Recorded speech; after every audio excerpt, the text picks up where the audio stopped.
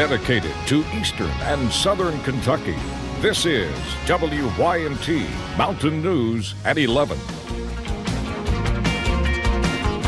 Good evening, I'm Steve Hensley. Kentucky Attorney General Andy Beshear was in Harlan today talking to Black Jewel coal miners about their lost wages.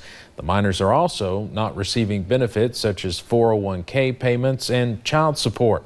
WYMT's Emily Bennett talked to miners about their continued frustration. After weeks of frustration, still no end in sight. It's going to be a long process. It's not something that's going to happen within a couple of weeks. It's probably going to take months to get through. Black Jewel coal miners met with Kentucky Attorney General Andy Beshear in a private meeting. The reason we did the meeting the way we did today is so that everybody could be candid.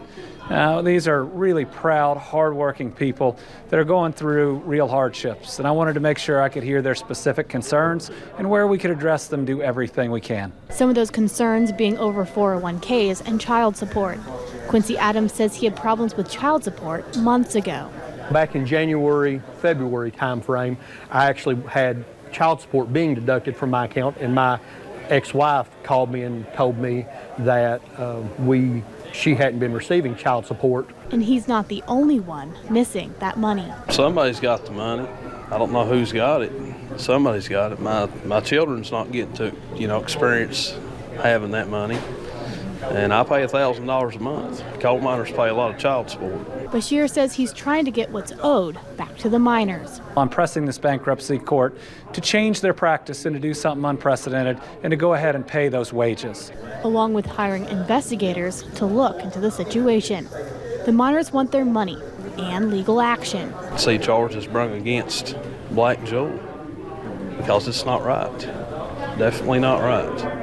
And Harlan County is making sure a lawsuit does take place. In Harlan County, Emily Bennett, WYMT Mountain News.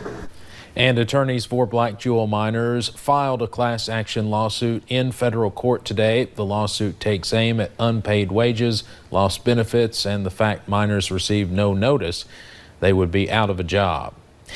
Attorney General Andy Beshear also visited a health care clinic in Hazard before going to Harlan today. He discussed expanding care for workers with black lung during a tour of primary care center. He also gave some advice to the groups impacted by the recently passed pension bill during a special session.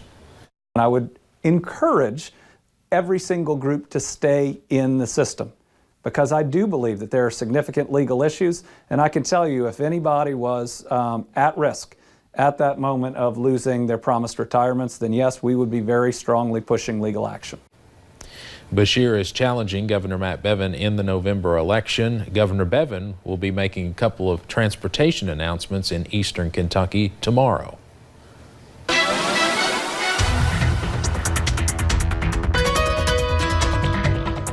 Another quiet night across the mountains, giving way to another beautiful day tomorrow. For anything going on outside, let's take a look at what's going on right now.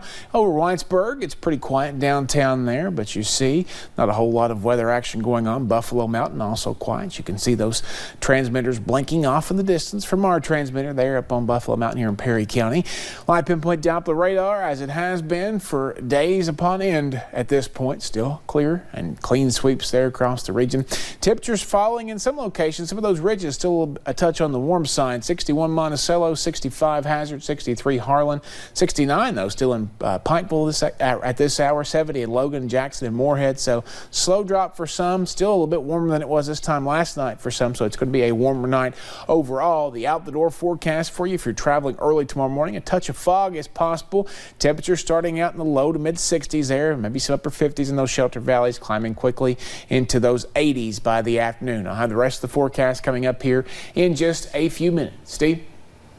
All right, Brandon, thank you very much. One family in the McAndrews community of Pike County is trying to move forward after a tree fell through their home, cutting it in half.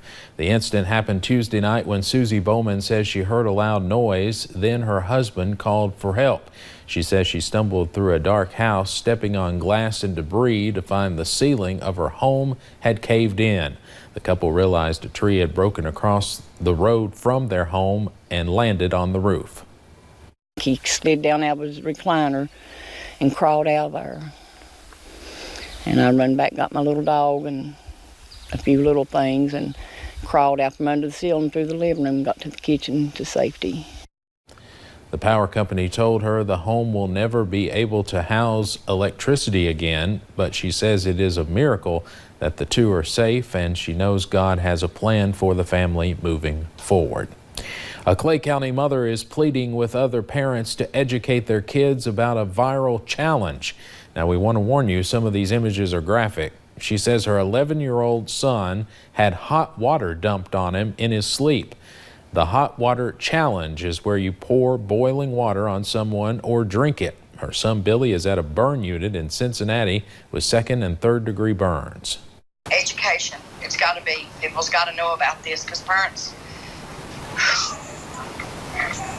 Education is the only thing that's going to help with this challenge. Speak to your children. Now, Billy might go home tomorrow. The Clay County Sheriff's Department is investigating this incident. People in one Pike County community are mourning the loss of one of their own. 16-year-old Shaylee Cobb lost her battle with leukemia on Wednesday. Shaylee had been in the hospital fighting the disease for the past 9 months, searching for bone marrow donors. Bethany Thompson, one of Shaylee's teachers, says she was a great kid that made an impact on everyone she came in contact with. Quiet and compassionate. She had a lot of friends.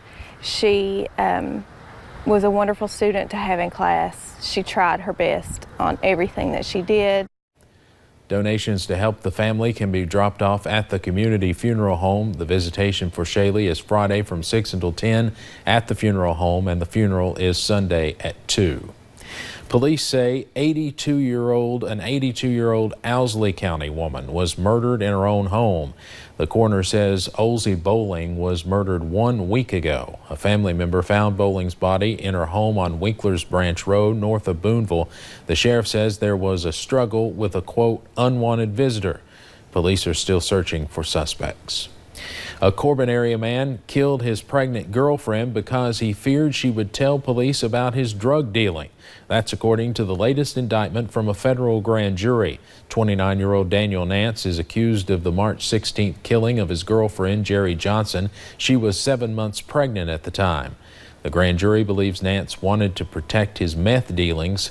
He could face the death penalty. Now, those new charges come on the same day that Attorney General William Barr announced the return of the death penalty in federal cases. This after a nearly 2-decade lapse. Only 3 inmates in the federal system have been put to death since federal executions were reinstated in 1988. One of them was Timothy McVeigh, who was executed in 2001 for the 1995 Oklahoma City bombing that killed 168 people. The last federal execution took place in 2003. There is a new problem facing the state education system, a teacher shortage. Education leaders say there are thousands of job openings. Those shortages come in areas of special education, languages, and career development. Leaders want to use more programs that aren't being fully taken advantage of when it comes to hiring teachers.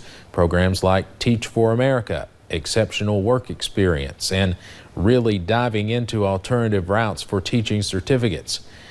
What the state does not want is a future with teachers teaching subjects they really are not educated in. This is absolutely a front burner issue for us. And the reason it's so serious is not just the numbers, right? But if I think about this from a parent perspective, right, how serious would it be for me if it were my kid that didn't have a qualified, certified, well-prepared teacher?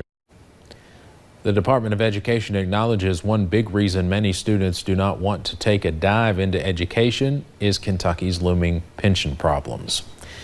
Cross-country runners are practicing with dogs from the Knox Whitley Animal Shelter. Corbin head coach Tyler Harris says he has seen cross-country teams do this in the past and was excited when he was recently approached about doing it with his team. Animal shelter staff say the students are helping the animals get adopted by helping them with their kennel craze.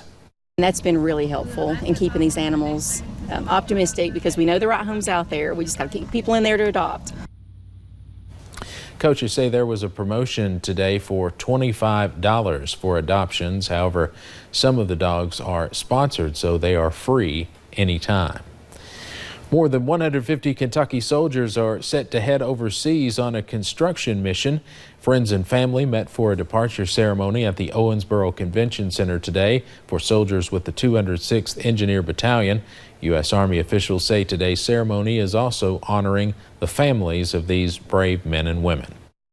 Families are an integral part of us being successful. I mean, a lot of people say, hey, the military is always gone, they're always doing this, but no one ever really thinks about the families. And I talked about that in my speech as well.